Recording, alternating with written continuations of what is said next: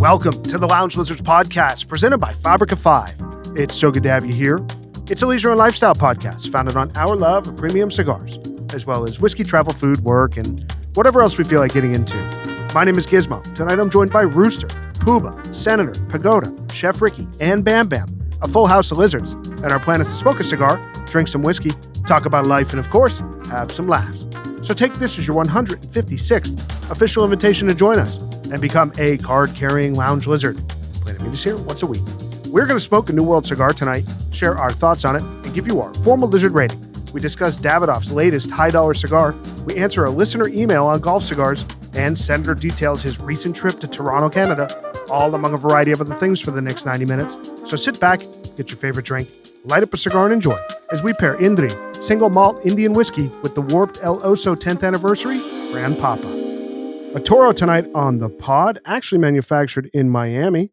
It's from Warped. It's called the El Oso 10th Anniversary in Grand Papa, and it's a 50 ring gauge cigar by 6 inches long. And boys, we had so much success with the Maestro del Tiempo 5205 many moons ago on the pod. We were talking about doing another Warped, and I got a couple listener emails about the El Oso 10th Anniversary cigar, so that's what we have in our hands tonight.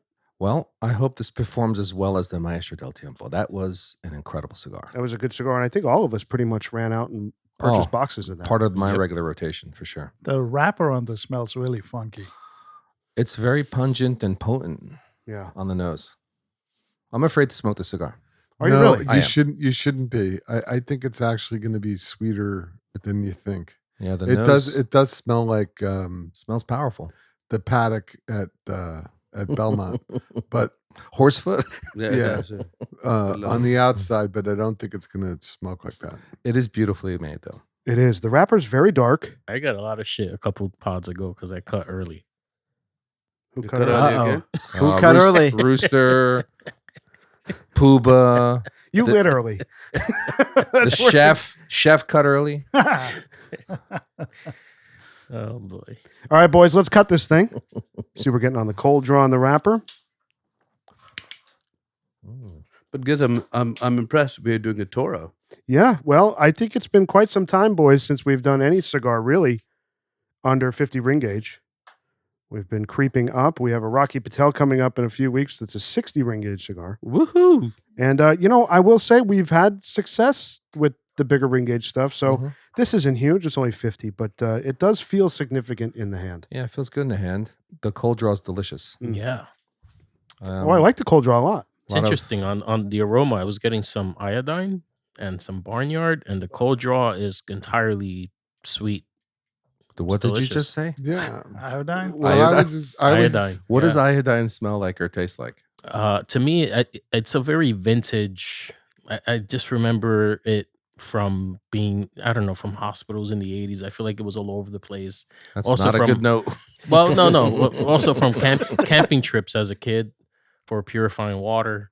We would have iodine tablets and put them into our water bags. Right. So the smell for me is reminiscent. It's pretty, yeah. It's a big camping guy. No. Used to be. I hope you enjoyed this camp. I think we're gonna have to cut Chef's mic early tonight. I got hints of Lasix, and if you're not into thoroughbred racing, you may not know what Lasix is. But when you look in the racing form, you get a little bit of barnyard. I'm kind of kidding around, but Lasix is that the horse is on Lasix. It's got Lasix, or it doesn't have Lasix.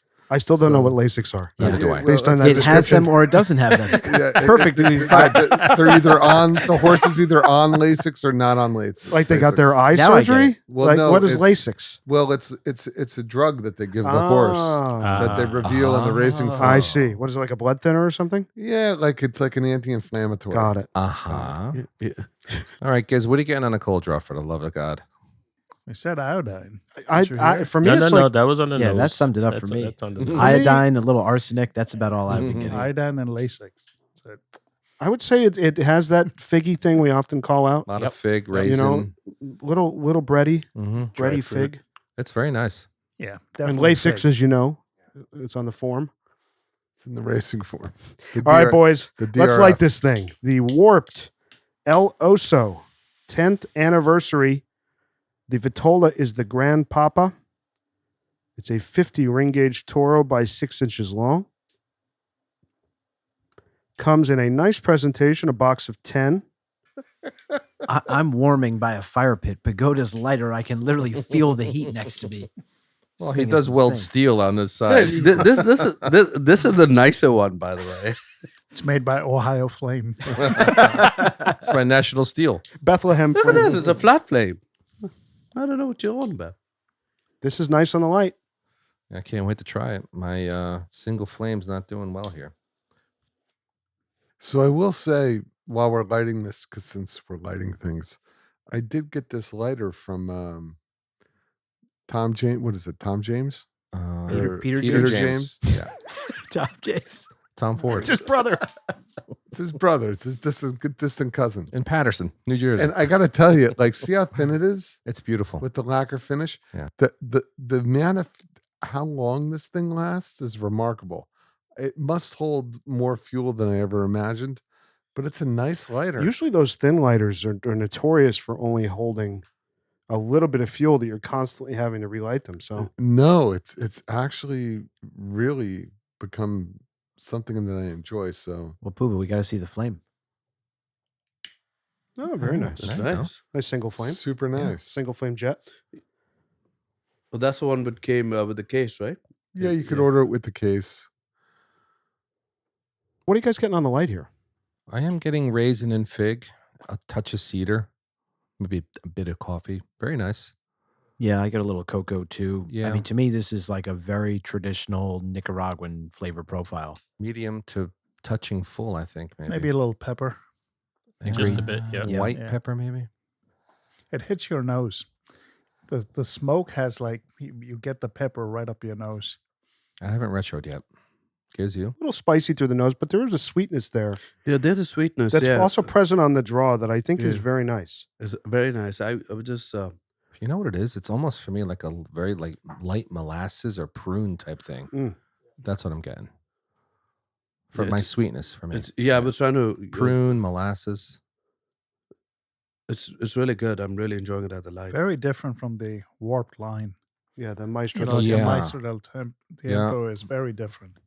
And it's smoking like a chimney. it It's kind of com- reminds me of like the. There's a lot of smoke output here. The Pravada 9. no Yeah, doubt. this definitely has a Liga vibe to it, Yeah. but I don't think this is as full as the Liga. No.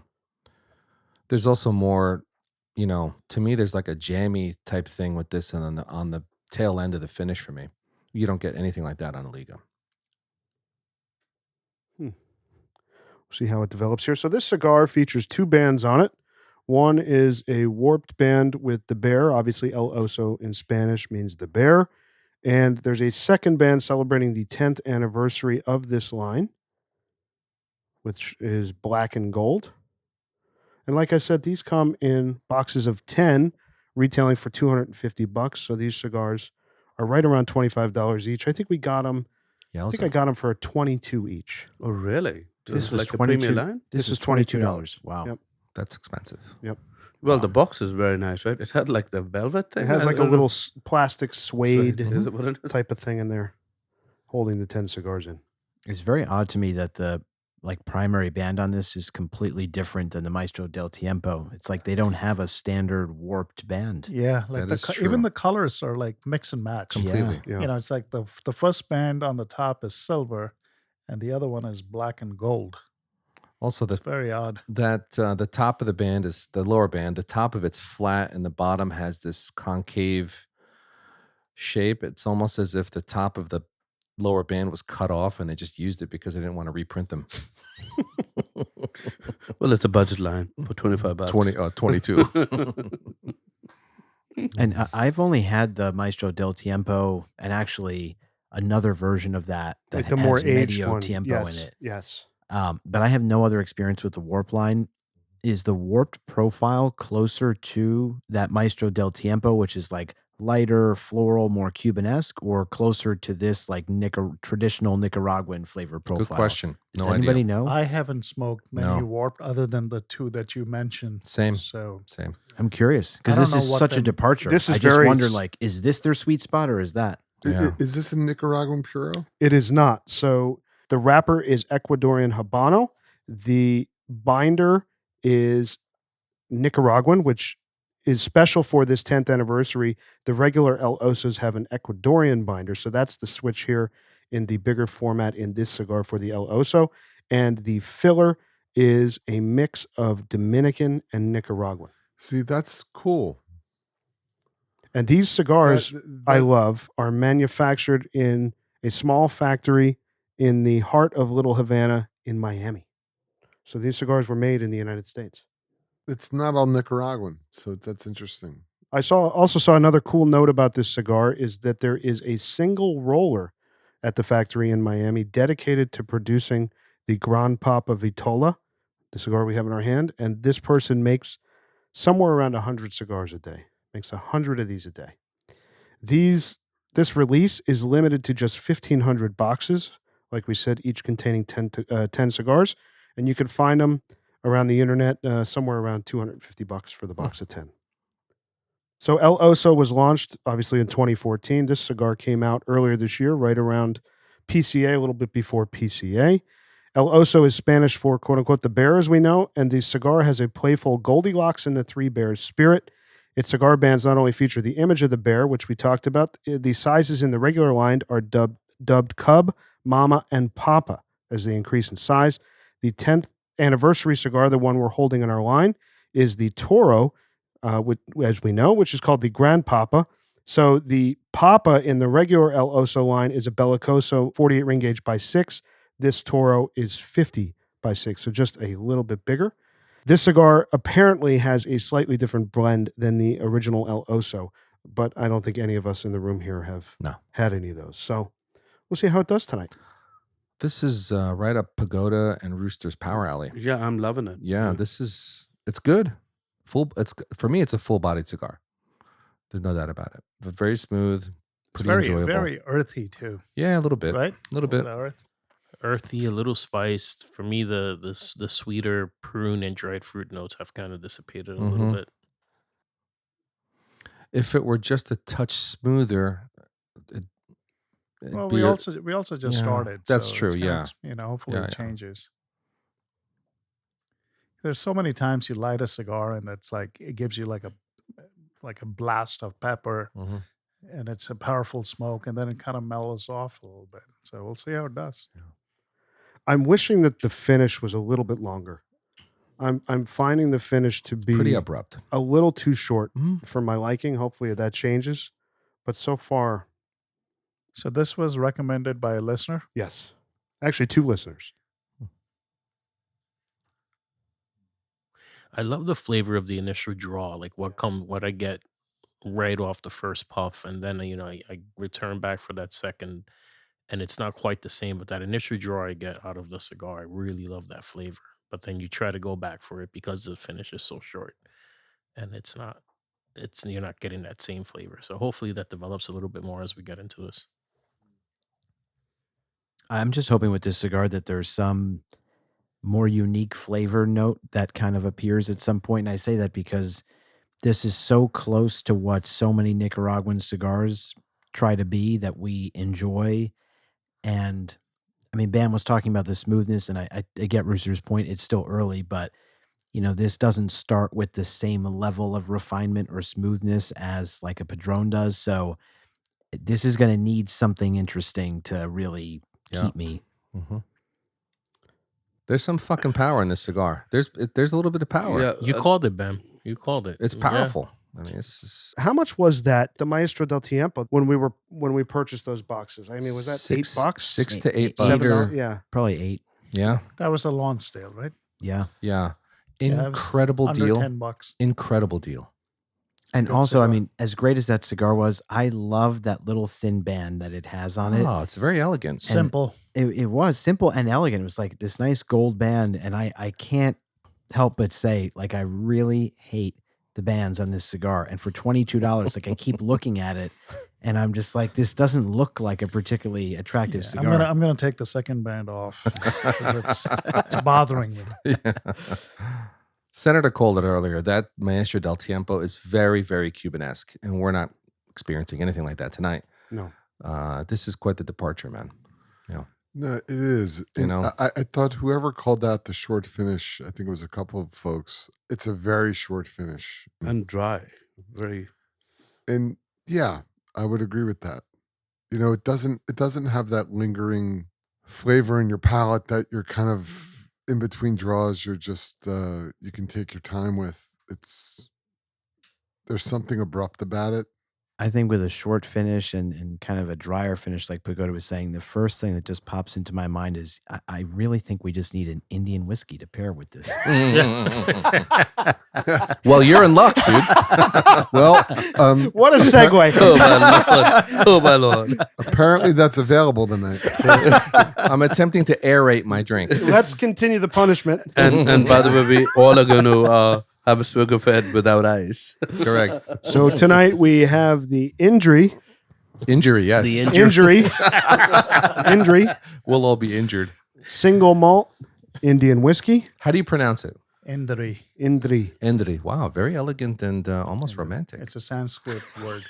I think it Keep your means- heads to yourself, Indri. Fab. Indri. What Indri means is the senses. Yeah, the five senses. smell, Five the- senses. Well, you woke up them senses. for Oh, that. yeah. All right, let's take a sip, boys. If the cigar didn't, the whiskey will. I did that already. Could someone pass me some ice because this is going to pass muster with me? I'll tell you, this is going to be one of the shortest episodes over here. Yeah, that's This is not good.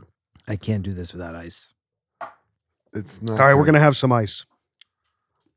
Let's pass it around. Chef Ricky, what do you think? I'll tell you, it's great as a second drink. Holy shit. yeah, pass the bucket when you guys are done. I'm sure it'll be good with ice. I'll tell you, India should just stick to beers. They do good beers over there. They've started doing wines now. No, there, Do- there do they has really? To be, Yeah. There has There to is be a good some Kingfisher. Good Indian They should stick to The- tea. Even the ones in India are really good. Some really good beers over there. All right, so we all just put ice in our drinks. What's everybody thinking with ice? Let's see. I didn't put ice. Oh, that's right. I'm Chef sticking Ricky with, I'm is- sticking with the Oh, no my ice. Lord. And I might regret it. I No, tell you. take some ice. Um, It's all right. It's on Pagoda. know, don't worry. it's funny, a lot like the cigar. The initial sip, it's like, okay, there's like some sweetness there and some oak and maybe some vanilla and then that all disappears into the super bitter pith, like citrus rind. You know what it the, is? The white pith part. I feel It's like not- initially that in the front of the mouth, I get no flavor that I can note. But on the finish, it's extremely mineral. There's a lot of minerality there, more than I'd like. It's really, really it's almost like a metallic finish. for yeah, me. I get like grapefruit pith is what I'm Yeah, getting I don't on know. the finish That's for me. generous. I don't know. No, it's not a good flavor for me. On the whiskey, yeah, I actually get grapefruit. yeah. I'm getting And with ice, the kind of citrus opens that you get Yeah, more of it on opens the up a nose. little of bit. it, It's yeah. a little more fruitier. And, I'm Bam, getting Bam just went to a 9 on this. yeah. I know. I'm getting Sounds Dove like you guys Dove are bar coming soap. around. I'm going to let it sit and see what happens. I mean, if I'm like stranded in somewhere, you know, Somewhere in India. like I could drink this, but He's my gonna have to go to God, Cuba first. mind you, this has won many awards. Really? About a lot of different. I don't know what category they're in. Probably the best Indian whiskey. Yeah, Maybe they're exactly. competing alone. I'm not sure, but they have won a lot of awards. So let's talk about our spirit here that we have. It's called the Indri Trini Single Malt Indian Whiskey. It's produced by the Piccadilly Distilleries in the village of Indri, Haryana. Is that Yeah, how you pronounce it? Haryana. Yeah. Haryana, Northern India, Yeah. the highlands of India. It is named after its location, Indri, and the term Trini refers to the triple cask maturation process it undergoes. It's aged in 3 types of casks: X bourbon, X wine, and PX sherry casks. We'll talk about that in a second. This maturation method imparts a variety of flavors. The whiskey is non-chilled, filtered, and bottled at 46% ABV, 92 proof. And it features flavors, they say, such as tropical fruits, as Senator just mentioned, spices, and a hint of oak. What I found interesting was the PX sherry cask, which I wasn't familiar with. I don't think we've ever talked about No. PX sherry. So I looked up what that is. A PX, or a Pedro Jimenez, with an X, sherry cask is a type of oak barrel that previously held Pedro Jimenez sherry. a rich and sweet fortified wine from Spain, as we know. Pedro Jimenez is made from sun-dried grapes, resulting in a thick, syrupy wine with strong notes of raisins, figs, and caramel. When used for whiskey aging, PX sherry casks impart these sweet, fruity, and rich flavors, adding complexity to the whiskey, such as dried fruit, molasses, and dessert-like sweetness. These casks are popular in the whiskey industry for finishing or maturing whiskey to give it a unique flavor profile. What's interesting is when I saw PX, when I was researching this, I had never heard of that before. Have you guys ever heard of this? Have you ever heard of Pedro Jimenez? No, not at all. I've heard of it. You've heard of it? Yeah. At least it explains the desert notes I was getting in this. I'm Desert or dessert? I misread the word. Okay, I'm trying. We're in a desert right now. All alone. Drink up and be merry. On this Indian whiskey, the nose is quite delicious once you get past the heat. I feel like you get a lot of those sherry notes and those tropical fruit notes. But I'm wondering if what I'm picking up on the end that I'm saying is reminiscent of grapefruit pith.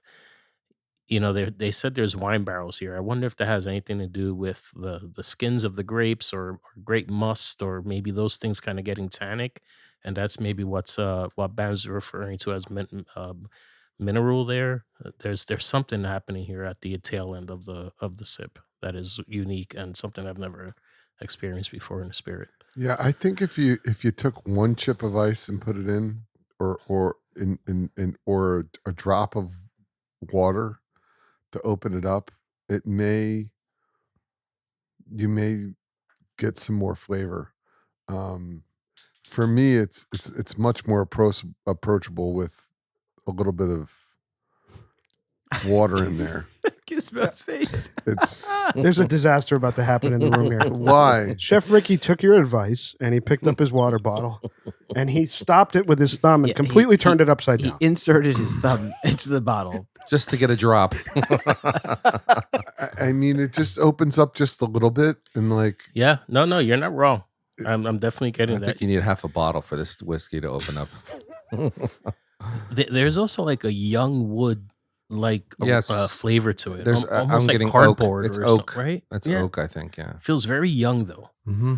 The spirit to me is not very refined. No, to me, the flavors are very muddled. Yeah, agreed. It's like all I'm getting, the citrus note is way too dominant. Like I was intrigued by that. Like that's a unique note to get in a whiskey, but that's really all I get on the finish. I'm having a hard time picking that up. Any type of citrus here. Yeah, I mean that's shocking. In the meantime, listeners, Senator and Giz are intrigued by Chef's pouring technique out of his water bottle. I didn't see that. I didn't. Well, it was the turmeric night through the fingers method on this one. Yeah, but that was with Chivas, not spring right. water. Yeah. Wow. All right, boys, we'll give this a few minutes here. Wow. And we'll go to a listener email. I think Ricky just rated the whiskey. I think you need some ice. You need some ice, buddy. This feels like an April Fool's episode. So this one is from Lizard Whalen. He writes, Lizards, hello from Los Angeles. I'm a big fan of the pod.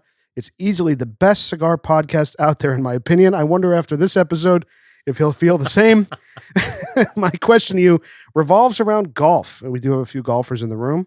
I am not one of them, but we'll see how this goes. I've been smoking Cubans consistently for the last several years, but due to the ridiculous price inflation, I'm leaning more into New Worlds these days. I know you all can relate. Given your extensive knowledge and refined taste, I was hoping you could recommend a few cigars that would be perfect for enjoying on the golf course. I'm not looking for anything too complex. I think the most important attribute would be that something that stays lit with fantastic construction. Something that you could smoke in a hurricane, if you will, as Puba says. Medium to full flavor without being too strong would be ideal. I'm also going on a trip in November to the Bay Area with a big group of guys who are mostly novice smokers. So something suitable for them would be great to hear as well. Budget would be somewhere around $12 a stick, give or take a few bucks. Finally, any suggestions for a nice cigar case that fits in a golf bag? Thank you in advance for your time and recommendations, Lizards. Best, Lizard Whalen. Nice email. Nice email. I So I'm not a golf guy. I certainly have some thoughts, but I'm curious. If I what you may, guys I say. would go with the Padron 2000. That's $6. It's durable. It's rugged. It's got great flavor. Nice profile. Very affordable, especially for newbies. I agree with that. I mean, Yeah. for a novice smoker, for sure, and for Lizard Whalen or a more experienced smoker, I think the Padron Exclusivo. We like that the cigar. 64 line. That too, yeah. And the aging rooms. Yeah, the Sonata. That's a Aging good rooms, idea. Oh, yeah. The Sonata, even the other aging room, like, if he's I don't interested like in, it lights up, it's under $10. Yeah, what about it has to be under $10 or was it? No, he said the 12? budget was 12, give or take a few bucks. So I would think that I think maybe the based senator, on- the yeah. senator is a good one too. Oh Senador. yeah, I forgot about that. Oh, yeah, no. Epicurio. I was going to say Epicurio. Yeah. I think the Encore or the green one I'm talking about. Oh, Was that's the Encore, correct? no, that's the Allegiance. Allegiance. I'm sorry, the Allegiance from Epicurio, the Mhm. green band. I think a novice smoker would also like some of the Dunbarton cigars. Dunbarton's a sure. great You know, call even out. like Sure. the Brulee to start out. That's Yeah. it's a nice It's introduction. got a nice to thick cigar. wrapper. Yeah. Yeah. But the 1000 series from Padron, I would back that up 100% in that price point. And then You're the just- only serious golfer in the room. And Pagoda. You and Pagoda. Pagoda's Pagoda's a pretty good fucking badass golfer. and then I would say a Z-Car, just one of the hard cases. the Z-Car hard cases. You throw that in the basket of the golf cart, and you can fit plenty of cigars in the medium kind of box, and you're good to go. I mean, the 1000 series doesn't get a lot of credit, as No, it much doesn't. credit as it deserves. I used to smoke those, more often. They're affordable, approachable. They taste good. I think for the novice smoker, the price point's great, and they're gonna hold up. Like the wrapper's gonna hold up. Specifically in the 1000 series, the 2000 in Absolutely. Maduro. Yes. I feel like if you like the Exclusivo in the 1964 line, that's the closest. It's a Robusto in size, and the Maduro wrapper. We love the Exclusivo in Maduro, so I would try that. Why I like the 100%. I like the 2000 because of the length. It's a Robusto, right? Just maybe a bit a touch. It's very bigger. similar in size to. It's the great for the Exclusivo. course. If you're you relight it, it'll keep its flavor. It's pretty rugged and durable. And I think for smokers that like a bigger ring gauge cigar, some of the more Mm. novice smokers want a bigger ring gauge cigar. Yeah, The larger sizes in the Padron 1000 series perform very well. People love those. that's true. You can get a Toro or even bigger in the 1000 series, and it's going to perform great.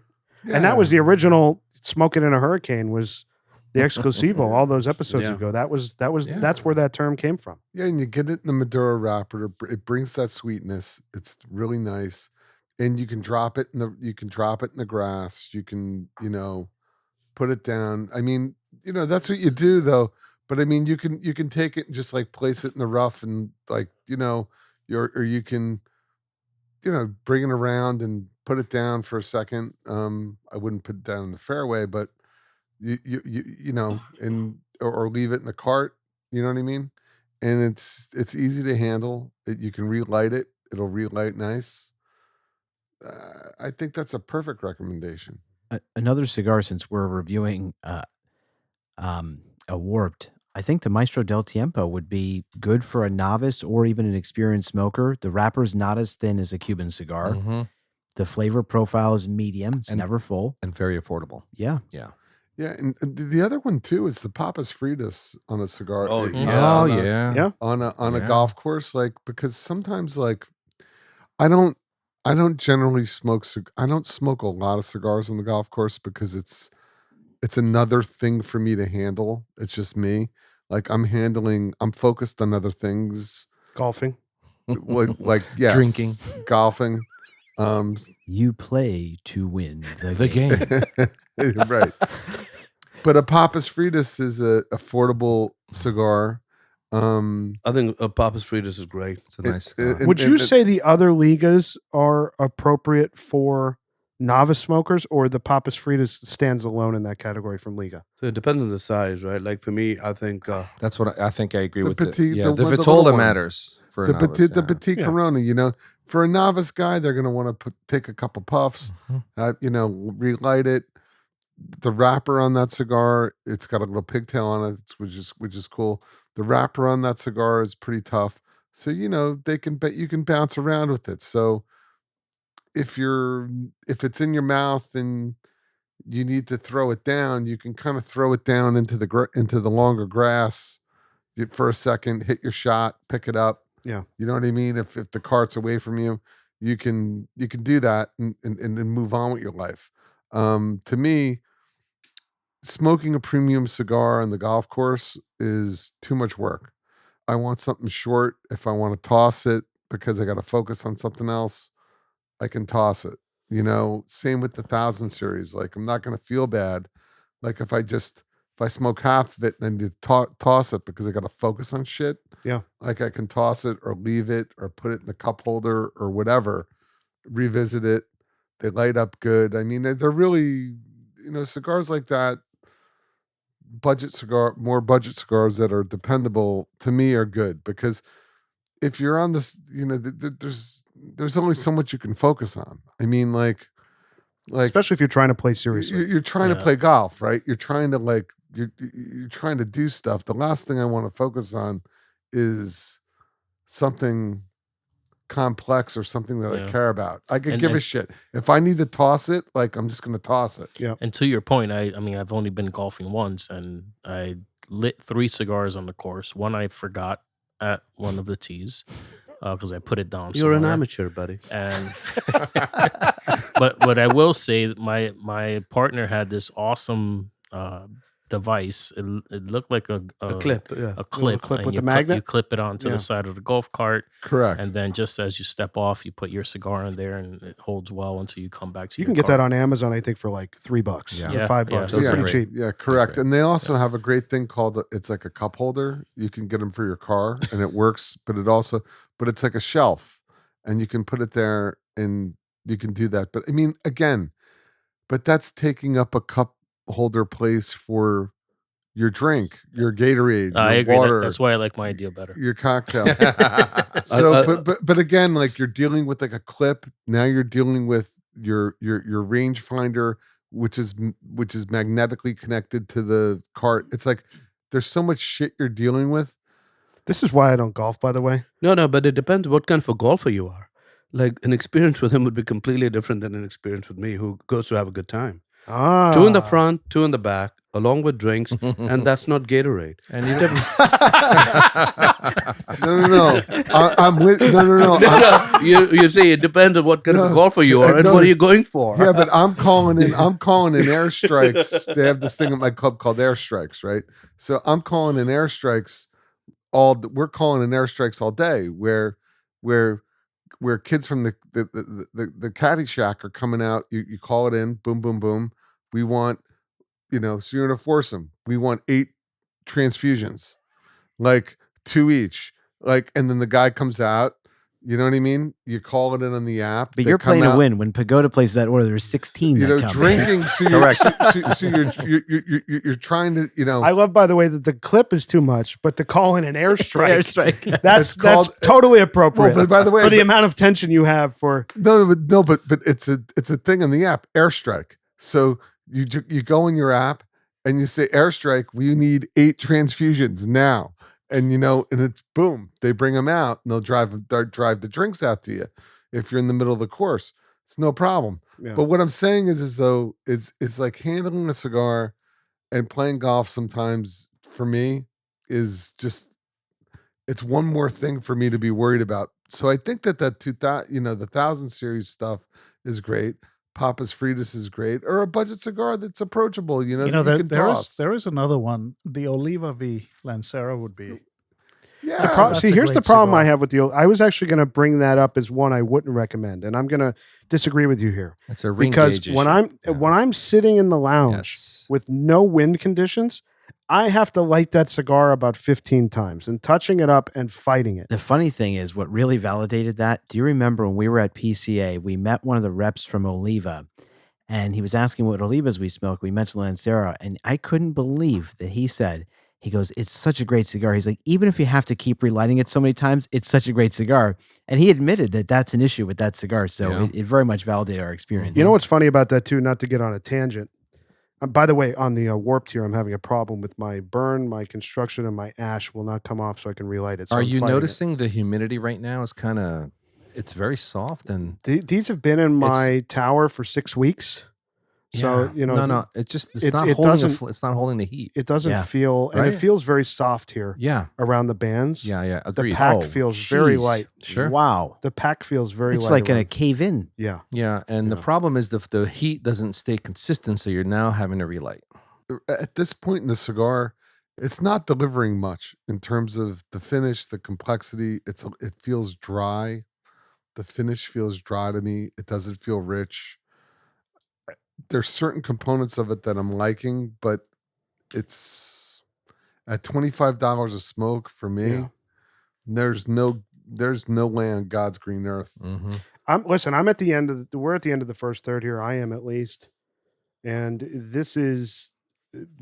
I'm fighting this cigar not impressive more than I need to be fighting this cigar. And we're talking about cigars as we kind of merge these conversations with the golf conversation. We're talking about cigars that are $6 you could smoke in a hurricane. And this is a $25 cigar that I'm sitting in a perfect condition, made for cigar smoking, and it's lounge. There's a challenge there. Yeah. And I'm fighting it. Right. Like a Padron 2000 blows this away. Of course it does. The cigar actually feels hollow. It's literally right now. It does. I had Pagoda feel my cigar. I have never touched a cigar. Strange. Like you could see the so soft. wrapper, like the walls of the cigar just completely collapsed. I don't know what is going on with this. So you know what's interesting about the Oliva V Lancero that we're talking about and the construction issues I've had, paralleling this with merging this with the golf conversation. Mm-hmm. I find that those cigars, if you put those on a scale, they are less than half the weight of what a normal Lancero should be.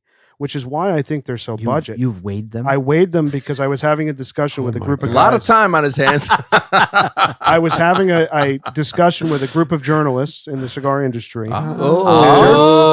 Journalists. Global insider. So we were. Was this the Wall Street Journal or the New York Times? Yes, the Wall Street Journal. This is the Bayonne Journal. So we were discussing the disappointment with the performance of the Oliva V Lancero compared to how well it tastes, right? And somebody said, let's look up what the weight should be and then weigh it. It was less than half of what the stated weight should be. And what I'm finding is that this seems like a similar situation right now where my cigar is like, I can feel pockets of emptiness. Yeah, it's air. Throughout the cigar, which I feel like I'm going to have to fight this the rest of the way here. Yeah, it's like very soft and limpy. Yeah. Yeah, there's that, and I could deal with that, but what I can't deal with is is the overall taste of this thing is not offensive, but it's also just not good. Yeah, it's boring. It's like a snooze fest. It's not a Kanye. Well, it's not. Well, Kanye. I mean, you're bringing a I mean, it's not a an LCDH released as legendary from a legendary market into the conversation. This is not a legendary cigar. With this cigar. He put the bait out, and you took that like a salmon who has. You're talking about Cuban Age Upman. I mean, please. So I wanted to get back to the golf thing while we all fight our cigars here. This is very disappointing. Okay. Are there any other cigars that you guys feel would not perform well on the golf course? Partagas D4. Any Cuban. Any Cuban. I would say any Cuban. Anytime I see a guy with a Cuban cigar on the golf course, that's a problem. On one of our Facebook groups or something, I just don't understand the point here. Like the wrapper's too delicate on them. I don't know. I think a Ras would be okay. I actually feel like the Ras wrapper is thinner than a D4. I would light a D4 on the golf course before I would a Ras, personally. And, you talk about price point stuff. I mean, to what Lizard Whalen asked here, I mean, it's like certainly all Cubans are kind of out of the picture. When, again, you can reach for the Padron 2000, you can reach for the aging room at $6. Even the La Aurora 120 that we just did a few weeks ago, Yeah, the 120 Robusto at between $6 and $12. That's a great cigar on the golf course, and more mild, I would say, Sure. mild medium than the other ones we've been talking about. There's one obvious one we've missed, the Davidoff Bellicoso. Oh yes, We have a lot of Oh, guys. yeah. That's a good one for the golf It's course. a great golf course cigar. We And have a good beginner cigar. we have a lot of guys at this lounge who golf more than any of us really in this room. hundreds of rounds a year. Exactly. And all the time they talk about how many of those little Davidoff Bellicosos they light up on the course. That's a good one. Beginner, That's a really good one. experienced smoker, wind doesn't matter. Great cigar. No, it's a great cigar on the golf course because it's a short smoke.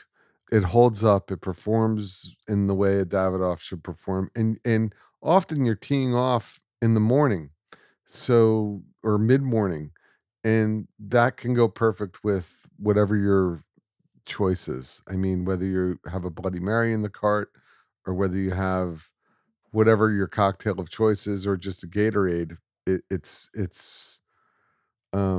that's a great cigar for the golf course, because the wrapper and the construction of that is good, and it's short enough where you're not making you don't have to manage it that long. Do you know what I mean? And it manages itself. It manages that's a itself. cigar that has anyone in this room ever fought a Davidoff Churchill Bellicoso? Never. No, I haven't. No. I mean, the only time I've screwed it up is when I took a little bit too much off the clip on the first one I ever had. I just took a little bit more than I should have, and it just turned into a wind tunnel. Oh, you mean to say you did the Giz cut? All right. Yeah, it's not just that cigar.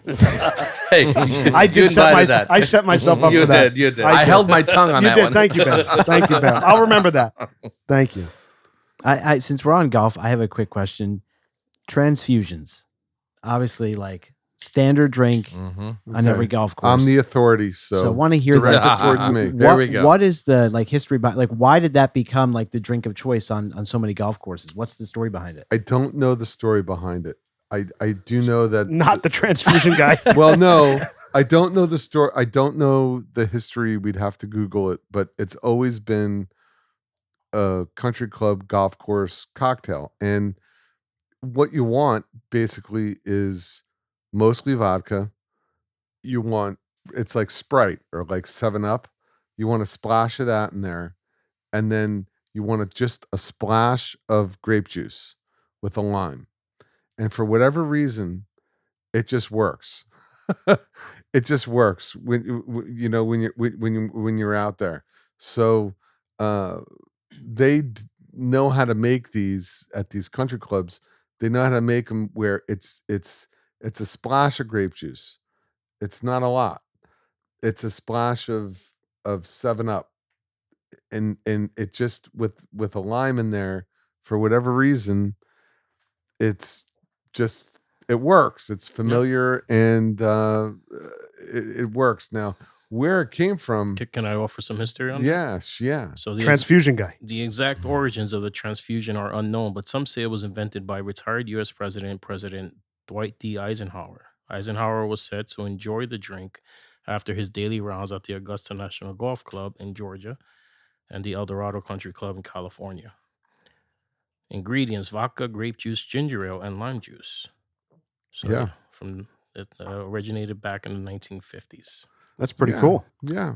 Apparently, there are variations too, because one of the guys who's a member at a different club around here said that his club actually makes them with whiskey, and he had never had it until he joined there. He said they're actually delicious. Really? I've heard another replacement for the ginger ale is ginger beer Yep. Oh, in the man. transfusion. It starts getting a little Moscow Mulish there. Yeah. huh? Yeah. Grape juice, vodka, ginger Yeah. beer. Yeah. Cool. Yeah. They use Sprite, they use ginger ale. But whatever it is, it's great. I mean, Now, here's a question for you. Transfusion's I've never fantastic. had a transfusion. I've never golfed. How does it pair with a cigar? I know we're talking that you don't smoke a lot of cigars, but how does that drink pair with a cigar? Because to me, it sounds like it's kind of left field as far as pairing. Not the best. I mean, no, it's more for like refreshing, and you're just out there pounding, or after the round, you want that kind of refreshing thing. Does Puba bring the thermos scotch as a backup?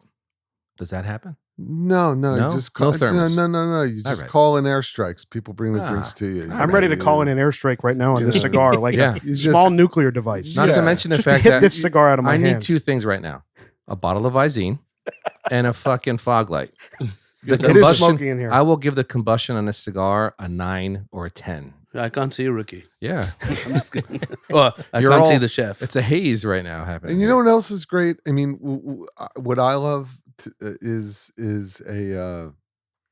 a screwdriver, and like, I don't think the screwdriver with fresh orange juice gets as much credit as it should. It has to be fresh OJ.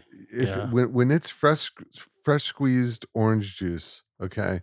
Do they still drink it? I have not seen anyone drink it at all. Well, yeah, but when you go to the like locally, the market basket around here, they're pumping out fresh OJ on the weekend. Like Like they're milking cows. like That's they're the milk- motion like- you're making. Yeah, you're making a cow milk no, motion. like they're Looks like a like very they're familiar motion. and it's not yes, and it's not and Could be a band improved activity. it's It not- could be. it's not You're a big OJ guy. yeah, and it's not cheap. And I remember being down the shore a couple years ago, and a friend of mine came down, and I had some of this fresh orange juice, and I bought a decent amount of it because it's good, because you could drink it all day. And I remember he just woke up at like 10 in the morning, and he's making himself the screwdriver. He goes, "Yo, it's National Screwdriver Day," you know. And I looked at him, and I just start laughing, and I made myself one too. And they're great. A screwdriver with fresh squeezed orange juice is a great drink. A great drink. I mean, with Tropicana, not so great, but with fresh squeezed orange juice, it is good. I haven't had one in a long time. But you got to I get gotta- the fresh Yeah, squeezed you gotta OJ. get the good you stuff. know, you got to get the good stuff. Getting back to the question, though, I will say the Cigar call out. That's a pretty good call out for What I- storage. For What a I case like of about those something. Zicars, Bam, is Outside on a course, though, it's key. they make several sizes of them. So you can Yeah. get like a 5 count, a tenner, and then you can get the one that's a little thicker that Mhm. probably stores 20 cigars in it. Yeah, And they're airtight. So you could throw a Boveda in there or and kind of forget about the cigars. and if Yeah, you right. drop it, it protects the cigars. Yeah. Yeah. like And- yeah. If you got to put an odd amount in, like I take like paper towels or something to just like a piece to just secure them so they don't Yeah, bounce bounce around. around and get damaged. But that's the best. And it comes in Call. all different colors. It does. It Yeah. does. It does. As Home as- Depot orange. Yes. Home Depot And- orange, but sure. And all the train conductors on New Jersey Transit have Yeah, all they the all have a colors case because of because Pagoda. Pagoda leaves them behind. Yeah. All right, boys, let's move on now. We just talked about Davidoff and the Bellicosa that we love so very much. And there's been a trend over the last few episodes, as you know, where we've talked about crazy cigar prices. And Davidoff has announced the Oro Blanco Special Reserve 111 years, which is shipping this month. And the price on this cigar is $750 each. Yikes. A box of 10 is $7,500. So if you remember, before I even read what Half Wheel put together, based on the press release, Please don't read it. if you remember what we talked about with Padron, with the 60th anniversary cigar, which was $75, for one of these cigars, you can buy an entire box of 10 of those Padrones. And we were upset with the price on that Padron at $75. Correct. One of these cigars is $750. So let me read this before we get into the comments. In 2014, Davidoff introduced a true halo cigar, as they called it, for its portfolio, the Davidoff Oro Blanco, a 54 ring gauge by 6 Toro Extra, made entirely of Dominican tobacco from the 2000 and 2001 harvest. Those cigars had an MSRP of $500 a piece. Now they are releasing the Special Reserve 111 years, a 54 by 6 Toro Extra that is made entirely of Dominican tobacco. The company says the 111 refers to 111 years, the combined age of the tobaccos used for the cigar. all of the fillers and the binder are aged for at least 17 years, and at least one of the tobaccos used has never been used in a Davidoff cigar before. The new Oro Blanco Special Reserve 111 years will go on sale soon, but Davidoff did not explicitly talk about the price. However, some of the retailers figured out that it's going to be $750 per cigar or $7,500 per box of 10. And here's the news. Nobody is paying for that with their own money. That's a corporate cigar. That's a deal cigar. That's something that somebody's buying, okay, on their corporate credit card, and it's as a result of a deal. There's no fucking way on God's green earth that people are, well, no, there is. I mean, you could have people who just give 0 Fs about whatever and just want to have that. But most are going to be buying that cigar not in their own dime. And they've clearly identified that there's probably an addressable market where there's enough corporate clients that are going to just do that. But that's a lot of money. That's a lot of money. Almost $1,000 a cigar. Which means that there was a deal that happened or something that, you know, that you're gonna put out that kind of cash. Didn't the original release have gold flakes in it? The Oro Blanco? Because the Oro is gold, right? It might have it on the band. I don't know if it has it in the actual cigar. I mean, how do you burn gold leaf inside the tobacco? I mean, who knows? I mean, why is it called the Oro? Yeah, that's true. It's insulting is what it is. Well, it's just don't think anybody that's buying it is not paying for it with their own money. But really. we're talking about I don't care how special the tobacco is. I don't care how aged it is. I mean, tobacco is, I mean, Davidoff has been making cigars for how long? A very long time. In Cuba and elsewhere for 50, 60, 70, 80 years. I don't even know. I mean, to put out a cigar, I don't care how much age you say is in it, at least 17 years old, $750. Yeah. It's insulting. Yeah, I'm just going to say, I mean, even beyond insulting, I'm sorry. Like, this is what I hate about Davidoff. It's releases like this that make me feel worse about purchasing Davidoff. Exactly. Make me feel worse about the brand. If my experience or our experience with cigars was that you needed to spend more and more and more money to have a better experience every time, that would be one thing. We've reviewed 150, 160 cigars in this podcast, and Lord knows we've tried even much more than that. It has never been our experience that the most expensive cigars are the best cigars. Some of the highest rated stuff doesn't exceed a $30-something price point per stick. I think it is outrageous for Davidoff to put this out. You know, I've talked about before the cigar being the great equalizer, all that stuff. Like, to me, it completely goes against what this hobby is all about. That is something that less than 1% of the world would even think twice, would even consider purchasing. There's no purpose for it for me as far as I'm concerned. I hate that they've done it, and it makes me feel the way I used to about Davidoff, which is this is a company that's all about marketing and wants to just put out these ridiculous releases and make as much money and really don't care what the consumer wants, needs, or can afford. And to piggyback on that, it does make me think about when I pick up that Davidoff Bellicoso or that Millennium Pyramid. Yeah. It really kind of puts a sour taste in my mouth when I reach for Davidoff cigars. I'll take both of your Millennium Pyramids right now. But it doesn't.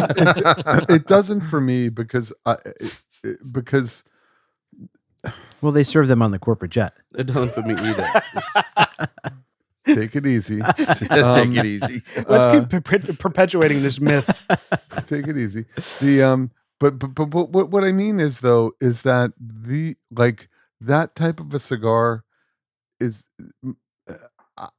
I would bet 6 ways to Sunday that's a cigar that when companies merge, there's a deal done. There's a bit. This is about This is about It's like a huge celebration. a celebration of something huge. And they've said, okay, we're going to make X amount of boxes for people who aren't paying for this really with their own money. They're going to go in, they're going to have this thing, and they're going to be decadent, just like you would with some kind of crazy, stupid meal that's way overpriced. And it's about that. See, but there's here's my problem. there's- I'm fine with all that. My problem is this: don't press release it to the world alongside your other cigars you're putting out. That's correct. The year of the releases, the year of the dragon, the scorpion, whatever the hell, the rabbit, whatever they're doing, you put it alongside that. The regular production stuff, the Millennium series, like all of the stuff that we love, despite the stuff that we don't put it out as a press release. Just make it a limited behind the scenes thing that you sell to, if you call it corporate clients or big rich honchos. To send this out to the greater cigar community is a slap in the face of every person who enjoys cigars on a regular basis. Yeah, it's not a great for the celebration of the communication lifestyle. strategy. Yeah, No, but there could be a demand for it, right? Those guys must be tired of smoking the Gurkhas for $1,000. but I mean, think about Yeah, this it, is though. a discount versus that Gurkha. But like the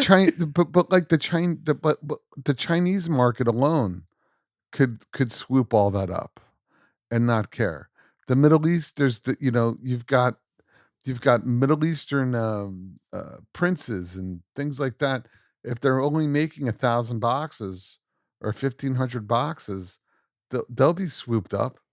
Does anyone Do see? you know what I'm saying? No, I don't disagree with Booba in that. Like, yeah, there like- is some idiot that will buy these, like every other ridiculously priced, thing that exists, right? Everybody just right. It's There's no doubt about that. I just think that it goes against what this hobby should be about, and I would Agreed. respect Davidoff as a brand more for coming out with some stuff that they can make plenty of money on, that most of their target consumer, which skews certainly more affluent because their cigars are among some of the most expensive, that more people can enjoy. Like the Dominicana, Yeah.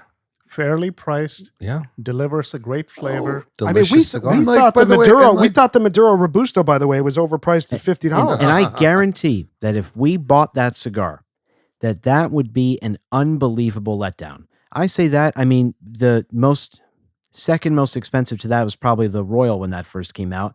And that's what, 100 and something a stick, correct. right? And most of us have tried that, and Rooster got a very good deal on them. And I think we all concluded, like, at the price that Rooster got them for, sure, it's a very good cigar. It's deserving of that price. At the price that they were retailing it for, it's not worth even half of that. No, Yeah. I mean, I paid about half of what the retail is. Sure. And at that price, it's a yeah, good at cigar. $50. Yeah. Yeah, at $50, it's definitely Even that, I think, is $50 too high. I thought you got it for less than that. To me, I wouldn't pay more than 30 Yeah, something, at most 550. 40 for that. Yeah. So do you agreed. think that the Agreed. Davidoff Maduro in Robusto, which has an MSRP of 50, I think we're getting them around 35 to 40. To me, Does it wipe the floor definitely with it? better than the Yeah.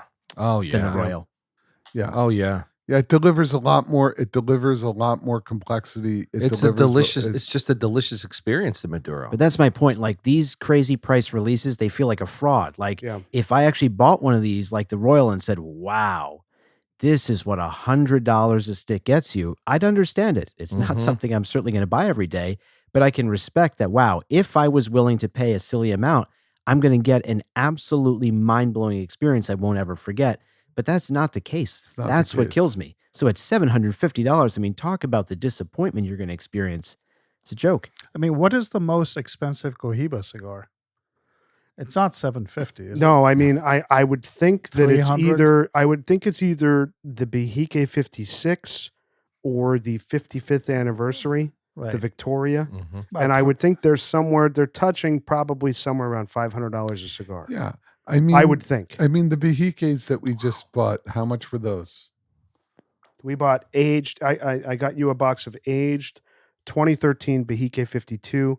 They were $288 a cigar. Oh. And Puba got those for a special occasion. So Right. So this is 3 times that? three Nearly- times- nearly that's- 3 times That's that. 3x Unbelievable. that. That's 3x For the Behike. for a For what, a 12 years aged? 12 whatever. years Yeah. aged. I don't care if I Behike. was a billionaire, I wouldn't buy this. No. I mean, Of course. it's just No. ridiculous. So There's insane. no It's way that it's going to deliver. $750. There's but it's a thing like it's a it's a thing that it's somebody out there is consumable. going to buy it. They're going to buy it. There's somebody out there that's going to, that just wants to do it so they could say that they've done it and smoked it. I know. There are brands, though, that have restraint. Padron could put out $1,000 cigar tomorrow, and just like with Davidoff, there are idiots that would buy it. They don't do stuff like that because they don't believe that that's what this whole thing is. And speaking of Padron and Fuente, 100%. by the way, that Legends collaboration which came out, I forget how much the pair of those cigars was. I think it was almost $400 for 2 cigars when you were buying them as singles from retailers. Like, none of us went out and tried that cigar, and I don't know if there's a room full of people who loves Padron more than we do, and we still didn't go get those cigars. The $75 60th anniversary, hopefully at that MSRP, we'll see them coming out a little bit cheaper than that. But that cigar, I don't know how many guys in this room are going to be running out to buy that cigar. And to 10x that here is just, it's just lunacy. And it's Davidoff it's very disappointing to see them doing this because they're just creeping up to that 4-digit price point of $1,000. That's where they're going. That's where they're going. The insane thing about that is the article you sent us on that group chat. It was Half Wheel, right? They were smoking, or they had pictures of the Oro Blanco that retailed for $500, which was the release prior to this one. And the burn line on the guy's cigar that they were reviewing was horrible. It was all over the place. Yeah, you'd think for that price point. That's why they need to make it $750 to correct. Yeah, exactly. The only $500 burn line. A little more quality control. Yeah. It's just crazy. All right, boys, we're coming into the last third now on the Warped El Oso 10th anniversary and Grand Papa. What's everybody thinking?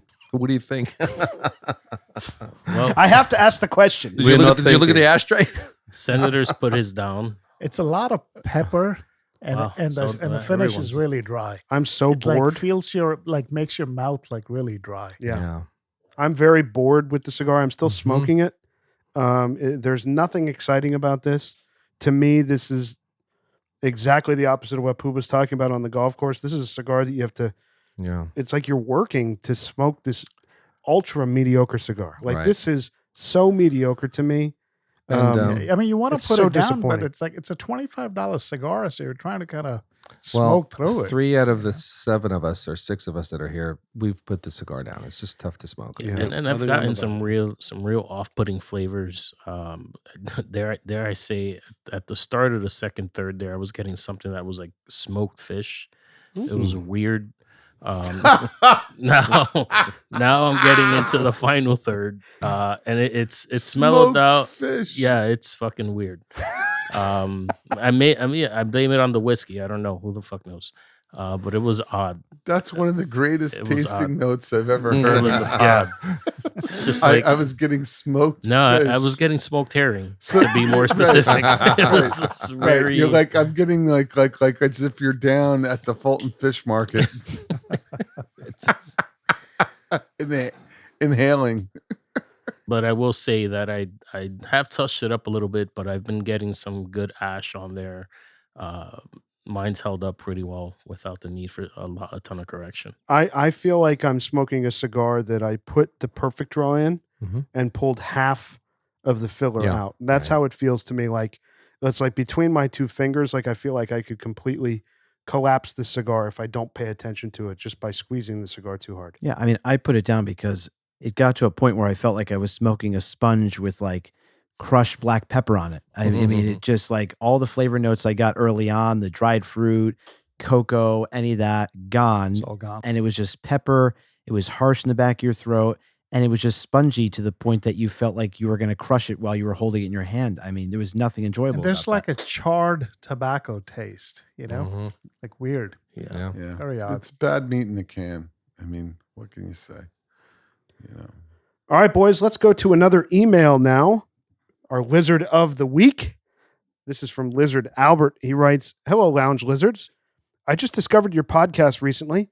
I'm retired in my late 60s, and I find your approach refreshing. Thank you for the early morning release schedule. I often have my first cigar the day before the sun even comes up. I've noticed that your ratings are quite a bit different than Cigar Aficionado. Why do you think this is? I wonder why. Because we smoke the entire cigar. Second, do you guys ever make it to their big smoke event? I've always thought about going.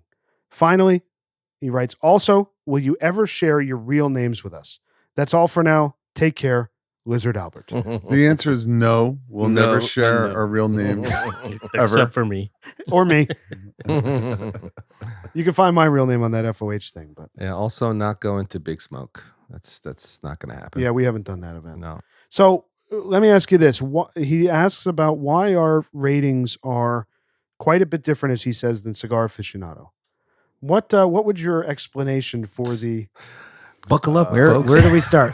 Their ratings are biased. Yeah. I mean, I'll start with we're not paid by the manufacturers that we're rating like that. Like for the most part, I mean, every year, if you look at almost every year, if you look at who wins Cigar of the Year, and you've been reading CA throughout the entirety of that year, it's the largest advertiser in that magazine. So it's never a surprise when that happens, and that's where I think a huge part of the reason we started this podcast was we recognize that.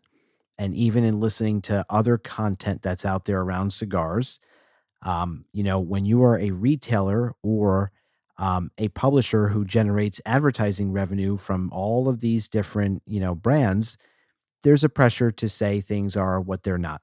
And that's unfortunate. And that's why we do what we do. That's why we've turned down God knows how many sponsorship opportunities that we don't actually believe in, because we don't want to be sitting here telling people that something we think sucks is a good product when it's not. That's right. Well said. Enough said. Yeah, Also, Ricky had a great point. You should talk about the how they review them. Yeah, obviously they're going into their reviews with a very biased approach, in that they're going in there with an agenda of obviously promoting what's paying to keep the lights on. So they don't feel the need to necessarily smoke through an entire cigar, and they're reviewing quite a few cigars at the same time. So I think it's pretty common knowledge at this point that they're probably going through the first third, and that's about it. They're not really experiencing the cigar in all its phases and what it has to offer. So That's also true. Because to Ricky's point, if you look at any CA cigar review, you will never see them say, in the first third, you get these notes. In the second third, you get, I'll at least give Half Wheel credit. They'll give you notes by thirds. I don't always agree with, what they're getting, but they do make that effort. And with CA, I've yet to see a single review that actually breaks down a cigar, but besides, on this cigar, you get these 3 notes. Great. Yeah. You smoked a portion of the cigar. Usually the best portion on most cigars. It's crucial to finish a cigar, right? Crucial. Especially when you're telling your readers, or course. in our case, your listeners, Oh, yeah. to go out and either buy or don't buy these cigars. I mean, how many cigars have we started that in the first third have been great and finish like trash? Many. And how many cigars have started weak on the light into the first third, and by the end we're raving developed into about something it, beautiful. and we're Yeah. shocked at the development, and we're celebrating the blending decisions. It's Yeah. like you can't make those decisions on just a piece of the cigar. Yeah, it takes time, and they have to review so many cigars. They're putting out a monthly publication with reviews. I mean, and it's a commercial operation. Yeah, To they're not everybody's point, they're not it's a spending 2 hours on a cigar like we do. So with that point said, I went back after Lizard Albert. I saw this email, and I went back to a post earlier in the month, and I actually sent it to you guys. And it was a post of theirs on Instagram, Cigar Aficionado. And it says the July-August issue of Cigar Aficionado delivered a tasting section that proved quite formidable, with 38 of the 72 cigars scoring 90 points or higher.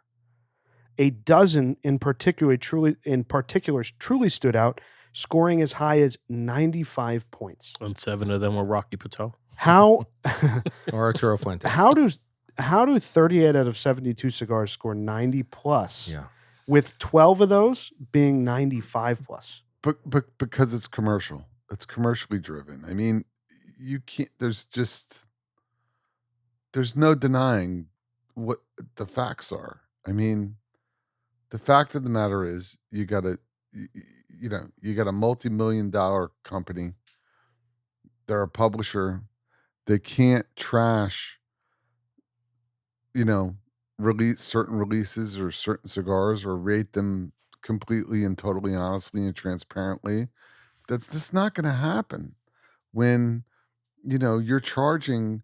I don't know what they charge. I haven't called them for a media kit, but I guarantee a spread ad in Cigar Aficionado per month is probably upwards of one ad unit is probably $40,000. My understanding, $37,000. my understanding on a spread, if you buy the year, is it's between $20,000 and $30,000 for like a 2-page spread every issue. Every issue. Yeah. Exactly. So that's a lot of money. You know what I mean? Not to mention the cost of keeping the ads fresh. You know what I mean? And the fees associated with the creative development and making sure that you're not running the same spot over and over and over and over. You know what I mean? It's a lot. It's a lot of money. Can you talk about the 12 cigars that got 95 points to the? They didn't They list didn't, them out. they didn't No. even list it. I have to go through all 72 and pull them. Yeah, I think we unfortunately. have to commend Lizard Albert for his pre-sunrise cigar sit. Agreed. That is the mark of a true lizard. I like that. I do too. I would love to know, Albert, what you're lighting up that early in the day. That's a great question. Would love to know. Because, Yes, let us know. like think about before the sun comes up, we're talking probably what? He's lighting a cigar at 4 a.m. 4:30, 5 o'clock in the morning, probably. I mean, don't judge us. When I'm on vacation somewhere with like a stunning view, I get up that early to Yeah. watch the sunrise and have cigars. It's amazing. Yeah, And what do you go for when you do that? What do you reach for? I mean, usually Cuban. Yeah. Now that we have found some good, New World substitutes for Cuban, I mean, there are definitely Fabrica 5 cigars that I would light that early in the morning. The Robusto Trinity, the 109. A Davidoff Bellicoso is great at that hour in the morning. Yep. That's kind of the usual. A QD. Oh, for sure. Yeah. Lots of Cubans that fit that. So, Albert, get us in that information. We're curious. Yeah, please send. Yeah, I'll reply to him and ask him Yeah. to tell us what he smokes that that's cool. early in the morning. It's pretty cool. But thanks to Lizard Albert for writing us, of course, winning Lizard of the Week. Anybody out there can win Lizard of the Week. You get some stuff from us. Just send us an email, a voice memo, a comment on Instagram or YouTube, whatever you choose. And every week, somebody is going to win the Lizard of the Week. So, Senator, you ventured up to Canada recently. You went to Toronto. I did. And you had a great time. I was pleasantly surprised. I mean, this is the, land of cigars being persona non grata, but I brought a bunch of cigars. Went with my family. We flew into Toronto, drove 2 hours north to this area called Lake Muskoka that ironically Pagoda visited. And he gave earlier us a this great year. review on it as well. He gave us a good review, but But it wasn't good enough. like usual, typical Pagoda, he was so low key about it. It sounded like, oh, it's nice. It's not like a must visit. It's nothing to get too excited about. It was like the first time he went to Panama. He was just like, oh, it was a great time. And then his friends started telling me how great it was, and I was like, okay, I need to visit Panama. So, Lake Muskoka, that whole area, it's so beautiful. It's kind of just this like collection of lakes and all these lakefront properties, and just the lifestyle there is awesome. I mean, because the land is so spread out, you can very comfortably smoke cigars without worrying in Canada about people complaining or reporting you or any of the crap that people deal with in Toronto or the major cities, where it's a lot more densely populated. And there seemingly is just less of a cigar culture. I say that because no one seemed to have a problem seeing a cigar. I mean, when you're there, where we stayed with family, friends. They have a couple boats and a boathouse, and we took the boat across the lake to their country club, smoking cigars the whole way on the boat. When we got to the country club, no problem. They have ashtrays at the club. Like everything I know Canada to be, it's like the opposite there. This place appreciates freedom a bit more, which is very much my speed. But when the weather is nice up there, it's just, I appreciate lakefront property, but it's not something I'm passionate about. Like Rooster lives on a lake, loves nature. I know that's his jam. I know he would be obsessed with Lake Muskoka if he went up there. Raccoons on the deck. Bears coming out in the middle of the night For fuck's pursuing sake. Bam. What are we doing? Everything you're saying, Bam, is just never going to Lake Muskogee. Oh, no, that's not true. That sounds awesome. No, it's just really, really nice. I mean, they've got a hot tub and I want to be on that boat with a cigar in my hand, pulling up to the country club as he did. Nice, slow. with a, Nice, slow approach. I was surprised when we saw you on a boat. I don't take you for a boat guy. no, I've always liked boats. It's never something I would own, but no, I've always liked boats. I've been on some pretty cool boats in my life, but yeah, I mean, just fire pit nights, having cigars. Canadians are big rovers. I thought it was Really? very cool. This family friend we were with, basically, they've got this big fire pit and obviously tons of trees back there. And what he did is mount a TV mount to the tree. And so he could just take the TV on and off the Oh, tree. that's smart. So it's like roving without wheels, but you just place it on the tree. Hmm. So it was actually great. We were sitting out there by the by the fire pit, watching the Giants Thursday night football game. I think that was Giants Cowboys that week. It was awesome. We had a great time. My son had such a blast. Yeah, it's just beautiful. I can't recommend it enough. What Sounds cigar did he awesome. smoke? So I provided the cigar since we were guests. Davidoff there. Bellicosa. We're for the talking about little Lizard one. Will. What did he smoke? He smoked a small Panatella. That's right. Cigarilla. He seems to be a Padron guy. Every time he sees a Padron box, he gets excited. But It's in the blood. Oh boy. I was providing cigars. I mean, since we're outside, especially at night, it can get a little windy. So I mostly stuck to New World, but Padron Exclusivo, Aging Room Sonata, Davidoff Bellicoso, the Fabrica 5 Robusto Trinity, which actually held up well outdoors. I had a D4. So it was good. The funny thing when I was there, so we stopped at the liquor store on the way up to the house, and I spotted Havana Club. I'm like, oh my God, this is perfect.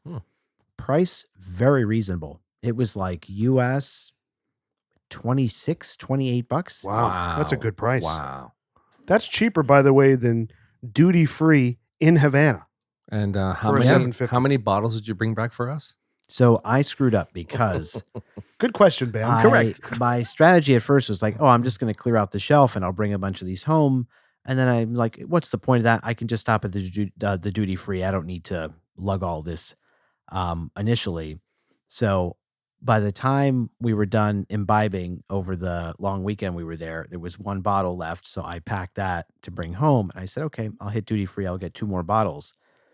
In true Canada fashion, Terminal A at Toronto Airport is for all the flights that are going to the US.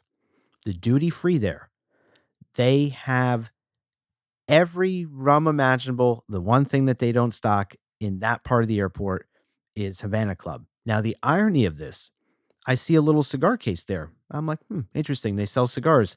I look in there, I see a Super Partagas box with like completely covered in health warnings. So I can buy Cuban cigars Wow. and bring them home, but I'm not allowed to buy Havana Club rum. I mean, it's the dumbest thing I've seen, but I got the short end of the stick because That's I a couldn't crime. bring any extra rum home. Oh. Awful. Were the cigars, did they have those bands on them that were the Canadian bands which cover, it's like they have like a standard on Mhm. all the bands. They cover all the ornate stuff that I Yeah, couldn't cigar tell manufacturers because do. in this humidor, it's like a big glass humidor.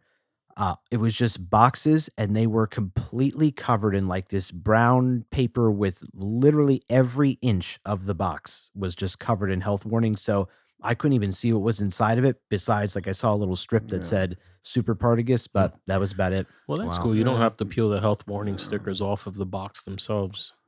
You never know what's So you underneath. Just you don't even know what you're buying. Yeah. Yeah. So let me ask you this. What was the food like up there? The food was shockingly good, like bizarre things. I remember this one afternoon, the family we were staying with, they were like, oh, we're going to go grab some pizza at this place. And I'm looking at my wife like, pizza in Canada. I mean, we live in the New York area. We obviously have a lot of good pizza options Oh, here. yeah.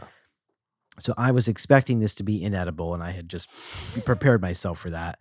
And I have to say, we went up to like this, I don't know if it's like a county park sort, they have regions, provinces, obviously different system than we have, but this really nice park.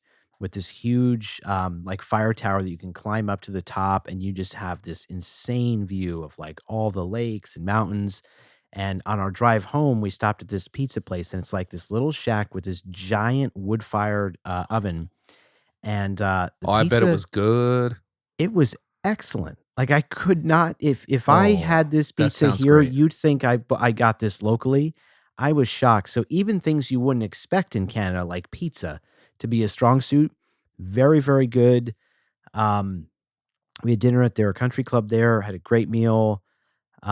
Everything was good. I had not one complaint food wise. I mean, it's funny, just like the town they're in, I think it's called Lake of Bays, and it's such a small town feel. So it's like, we go grocery shopping. I mean, their grocery store looks like a bodega in Manhattan. I mean, it's tiny, but they have somehow in this little tiny thing, everything you pretty much need. And obviously a lot of fresh stuff that they grow locally there. So the food was great.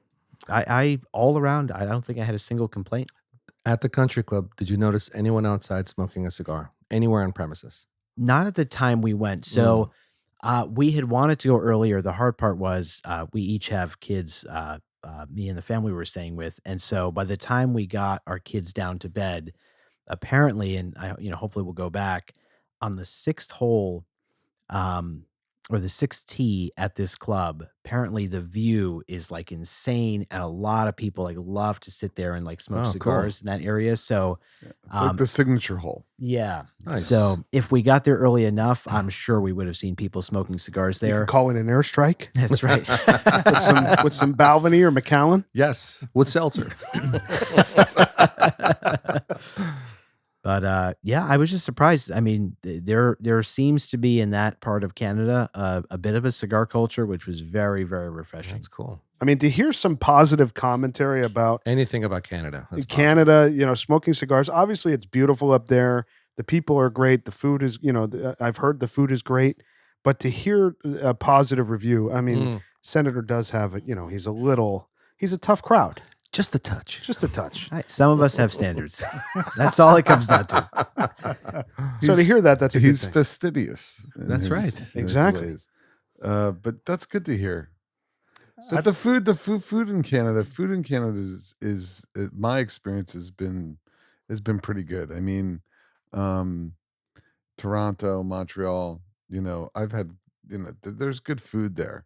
The rest of the regulations in terms of cigar smoking and all that is, especially in the big cities, is tough. Right. I think if you move outside of the cities, get into the countryside, it's a little bit more relaxed. So you can, Yeah. they allow you to smoke. Yeah. But I also think it's like, I don't know what the appropriate word is, but the Native American countries, so they're very open to smoking in any case around there. I think there was a cigar store that we saw. We passed by it. We said we'll stop by on the way back, but we never did. But yeah, meaning I think the next trip to Muskoka would at least would consider a stop at the cigar store as well. I mean, So- I enjoyed it so much. When I got back, I said we really ought to consider doing a lizard trip up there. I'm in.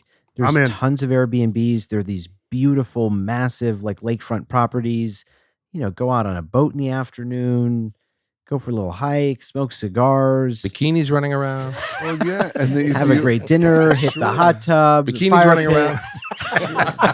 Well, and the seafood the seafood up there is great. There's fishermen all up and down. Like if you're into lobster, shrimp, of course, oysters. For you sure. know, so it's you've got a lot of the food culture there is super, and the people are also. They're The great. people in Canada are really super. I mean, I worked with a lot of Canadians, been on a lot of business trips to Canada. The Canadians are they're really nice people. Yeah. Like super nice and friendly and hospitable, even in the big cities. It's despite the French influence, which you go to. Well, when you go to Paris, I mean, you talk about rude. It's like, fuck off. You know what I mean? It's Paris is a tough city. You go there and you try and order some food in a restaurant. It's not the same experience that you're having in Montreal. Do you know what I mean? It's a nice culture and a nice They're nice people. They really are. Not that I'm saying French people are all mean, but they Just could most be, of them is what you're saying. Some he assumes are good people. Well, no. Has anyone here been to Paris? Yes, anyone, multiple times. Multiple Anyone times. been to France? Okay, it's there's a little bit of tude. That's fair. Well, I'm glad you had a great time Yes. in Toronto, That's and of awesome. course that makes me want to go. Me too. Obviously the reviews from Rooster, Pagoda, and Senator now. Oh yeah. We got to go. Oh, yeah. All right, boys, it's time now to move into the ratings portion of our program. We're going to start with the Indri Single Malt Indian Whiskey. Bam, Bam, you're up. Dum da dum dum. I see the bottle's finished. Oh yeah. Because it broke. This was. Somebody just took it in.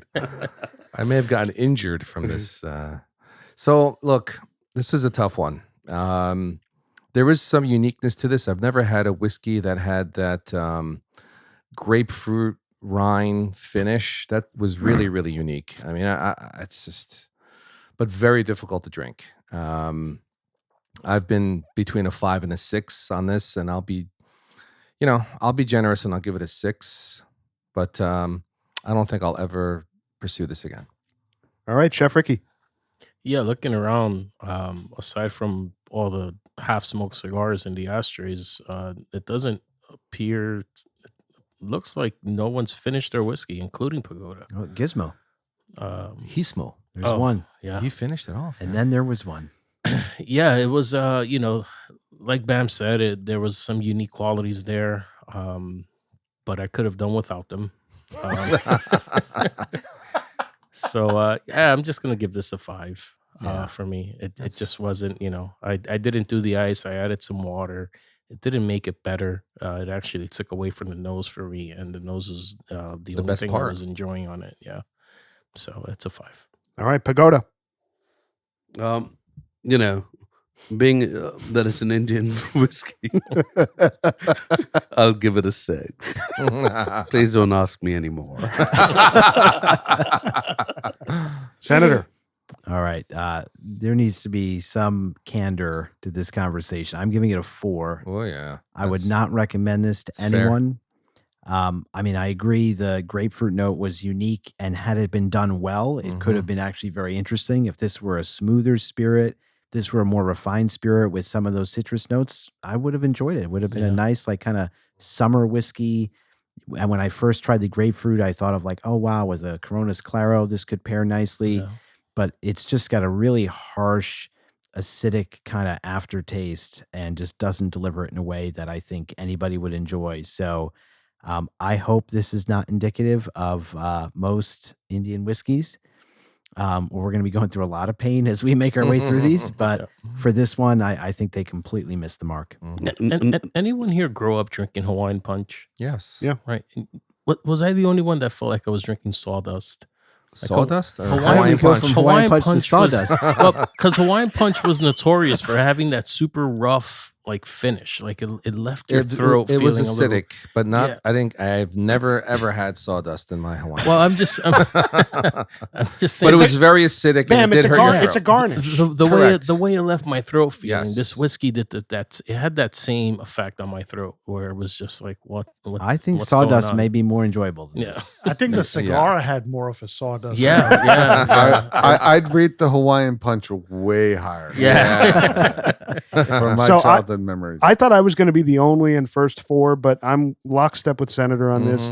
It is a 4. Now, you noted that I did finish my whiskey, and it's because compared to the cigar here, I was just looking for some Yeah. semblance of excitement from either the whiskey or the cigar, and it Yeah. just did not deliver. This is a whiskey I will never have again.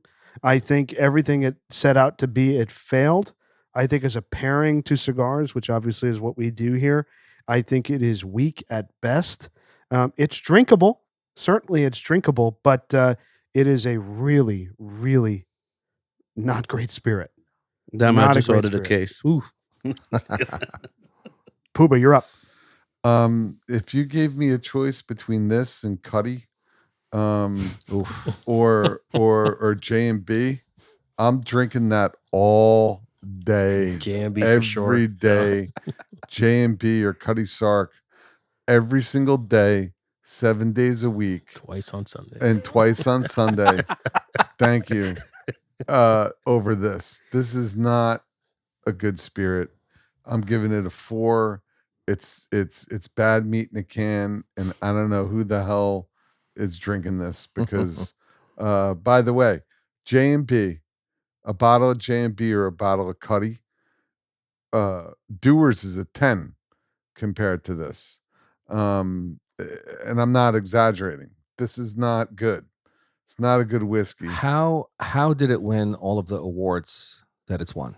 That's a great question. It's Pagoda. really- Pagoda. What awards did this win? Let me read a few. But you know what it is they probably Were you got some financially advertising. funding those panels somehow? No, but somebody was. Oh yeah. So, boys, the formal liquor rating tonight on the Indri, I can't pronounce it, but I'm going to try. No, you Single perfect. malt Indian whiskey is a 4.8. Yowza. Very, very weak. It's good carburetor cleaner. Spider, get me a Cuddy and water. All right, boys, it's time now to move into the formal lizard rating tonight on the Warped El Oso 10th anniversary in Grand Papa. Rooster, you're up. It is the Grand Papa. This cigar has such a dry finish that it doesn't even pair well with water. I mean, Yeah. it's crazy.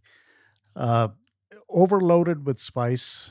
I don't know if it's white pepper or some kind of pepper, but it's like too much, and it just hits the back of your throat and leaves it very dry. The finish is very short. There were some decent notes in the beginning, maybe the first third. And then at the halfway point, the cigar was just spongy. It was so loosely packed in the middle.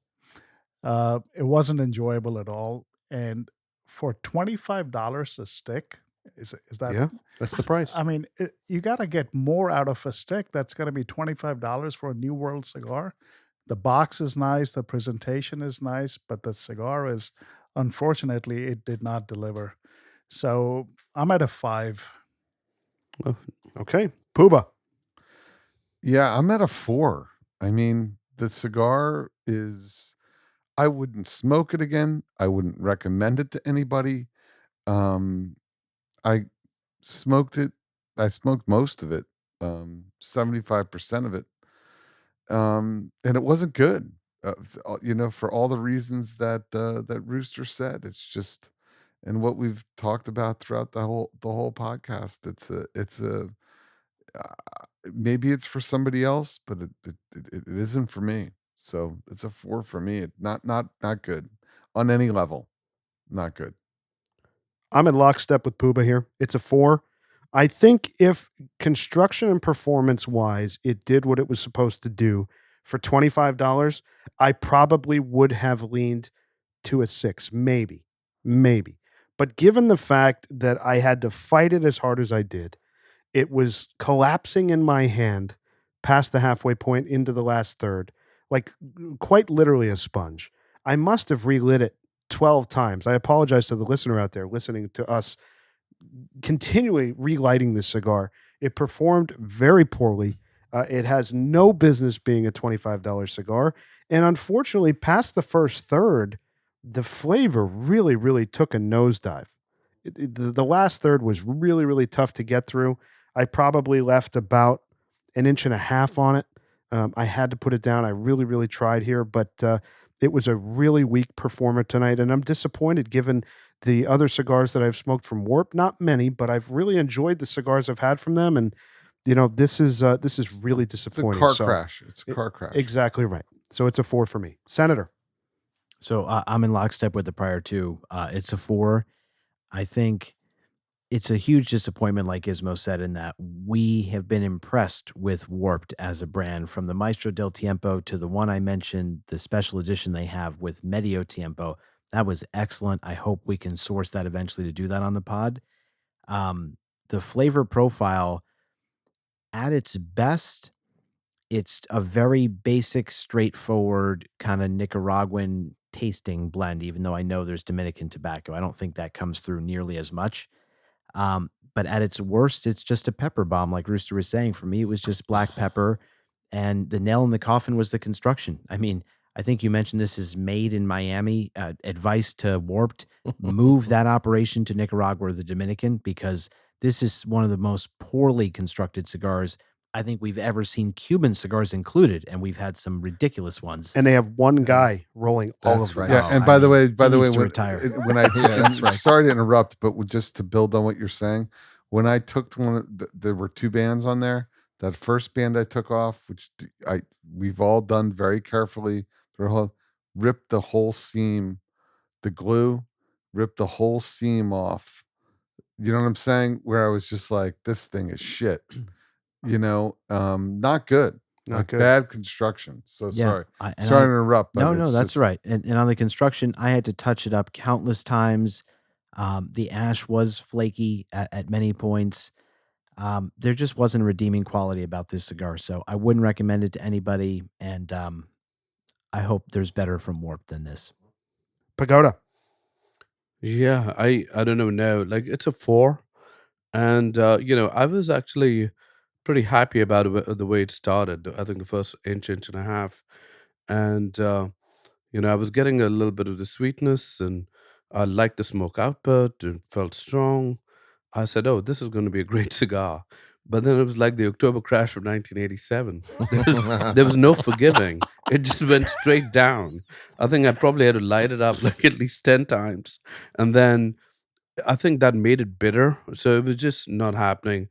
And it's very rare that I drop a cigar. And then I was feeling uncomfortable towards the end. I think there was a lot of smoke around in the room. And, I was getting a little bit of the bitterness taste. And that's probably because of the touch-ups. And it just didn't do it. It's a 4. All right, Chef Ricky. Yeah, Bam. First, how's that Davidoff 702 doing? Oh, delicious. Yeah. What, are you smoking that now? Scumbag. Desperate for another cigar. I'm telling For you. the After that listener out there, experience. this is what happens when we have a pairing that is horrible. Is we all start looking for other stuff to. We go to Plan B. I should have keep the lights on. I should have lit one. You talk 20 about minutes keeping the ago. lights on at Cigar Aficionado. This is how we keep the lights on. Just Yeah. try to find some cigar that's going to bring us Oh yeah, some semblance of oxygen here. and flavor. So I don't know why, but I made the mistake of putting mine in the car, and I can't wait to get to it because, the box presentation of the cigar was beautiful. The cigar was actually quite handsome. One of the bands aside, you could definitely do without either one of those bands on there. And then the initial flavor was good. You got some dried fruit notes, and then it just all disappeared. Everything started getting super short, tasting weird. Like I said, my second, third, I got some kind of smoked fish note that was fucking weird, smoked herring to be specific. And it just, and I smoked it all the way down. Again, it's a $25 cigar, so you kind of want to see if it develops into something more. And the final third smoothed out a little bit. You started to get some dried fruit back, but just nothing pleasant. I wasn't having the construction issues that everyone else seemed to have. My ashes held up nicely. My burn line was good. There was nothing memorable about the cigar, nothing positively memorable. So with that, I'll give it a 5. I can't recommend it. I won't smoke it again. And I think at $25, it's a complete ripoff. Mm-hmm. Absolutely. All right, Bam Bam. Yeah, so I'm at a 4. I did like early on, as a few of you guys mentioned, that I had some molasses, some prune early on. I kind of like that.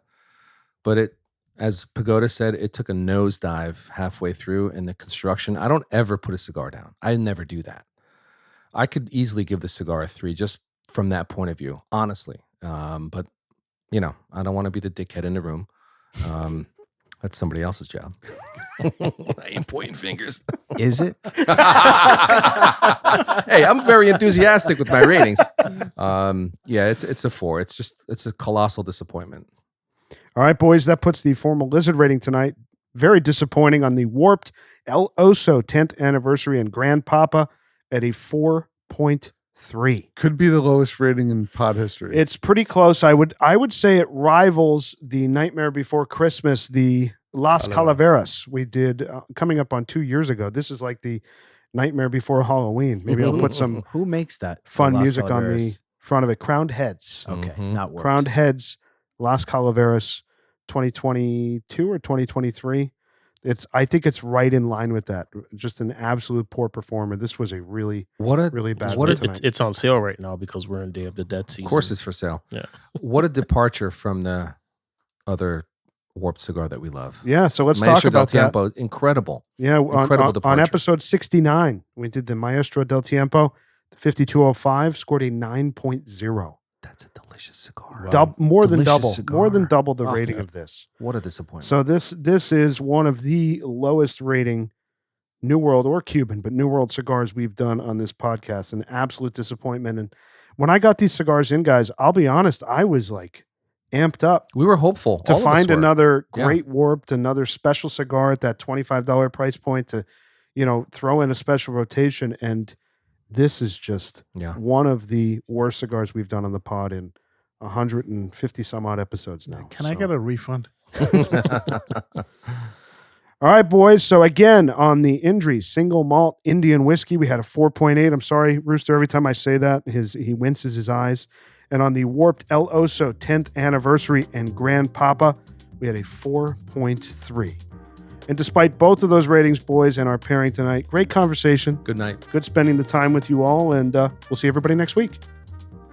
Keep smoking. Hope you enjoyed this episode. Thanks for joining us. You can find our merch store and ratings archive at our brand new website, loungelizardspod.com. That's loungelizardspod.com. Don't forget to leave us a rating and subscribe on your favorite podcast platform.